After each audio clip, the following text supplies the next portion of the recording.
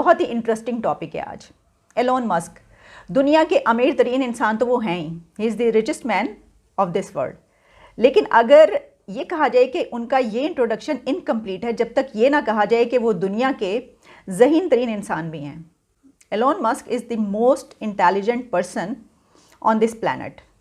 वो एक मिरेकल हैं इस अर्थ या इस प्लैनेट के लिए, ये भी कह दिया जाए तो कम नहीं होगा। जो कुछ उन्होंने अब तक करके दिखा दिया है एक ऐसी एज में जबकि इतना सब कुछ एक ख्वाब लगता है, एक ड्रीम लगता है।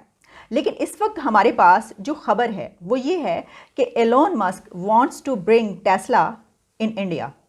वो इंडिया में अपनी टेस्ला कार कंपनी लॉन्च करना चाहते हैं और इस सिलसिले में उनको कुछ चैलेंजेस दरपेश हैं, कुछ प्रॉब्लम्स, कुछ हर्डल्स हैं, जिसके लिए उन्होंने सोशल मीडिया पर जैसे ही लिखा तो इंडिया के कई एक पॉलिटिशियंस ने उनका बहुत ही ओवरवेलमिंग जवाब दिया, उनको रिप्लाई किया, डिटेल्स में उनको जवाब दिया और कहा कि आप आएँ और हमारे साथ काम करें और आपको जो भी चैलेंजेस दरपेश हैं हम उसके लिए मिलकर काम करेंगे और उनको ख़त्म करेंगे।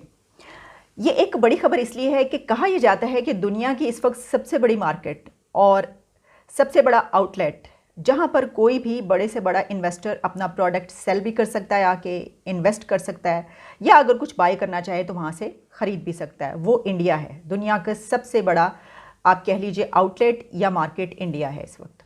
और ज़ाहिर है कि पूरी दुनिया का जो इन्वेस्टर्स हैं वो उसी की तरफ देखते हैं कि हम अपनी प्रोडक्ट्स वहाँ पर जाकर सेल करें।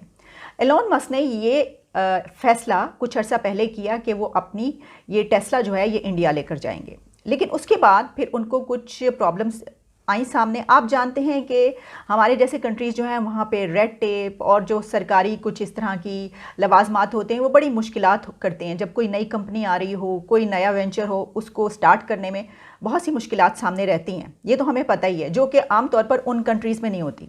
जिस तरह आप देख लीजिए कैलिफोर्निया में जहाँ देखेंगे आप वहाँ पर आपको टेस्ला कार नज़र आएगी और उनके जो फ्यूल भरने का तरीका सब कुछ आपको सड़कों पर, मार्केट्स में, हर जगह वो नज़र आती हैं। और वहीं पर एलोन मस्क इस वक्त अपना ये काम कर रहे हैं, लेकिन अब मेरा ख्याल है कि वो ह्यूस्टन शायद चले गए हैं। लेकिन इस वक्त जो हम बात करें कि एलोन ने ये जो फ़ैसला किया है वो इसीलिए किया है कि वो ये समझते हैं कि वहाँ पर वो अपना ये बिज़नेस बहुत ही अच्छे तरीके से लॉन्च भी कर सकते हैं और इसको तरक्की भी दे सकते हैं।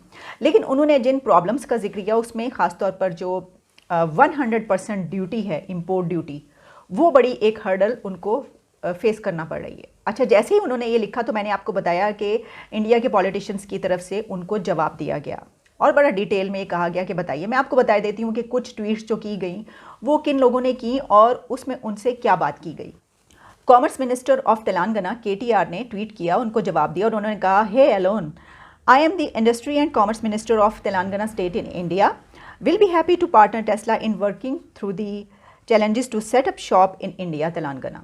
अच्छा, सिर्फ यही नहीं बल्कि इसके अलावा उन्होंने ये भी लिखा कि our state is a champion in sustainability initiatives and in top notch business destinations in India. फिर आगे हम बढ़ें तो इसके अलावा जयंत पटेल जो हैं उन्होंने भी एलोन का जवाब दिया। उन्होंने कहा कि Maharashtra is one of the most progressive states India, we will provide you all the help from Maharashtra.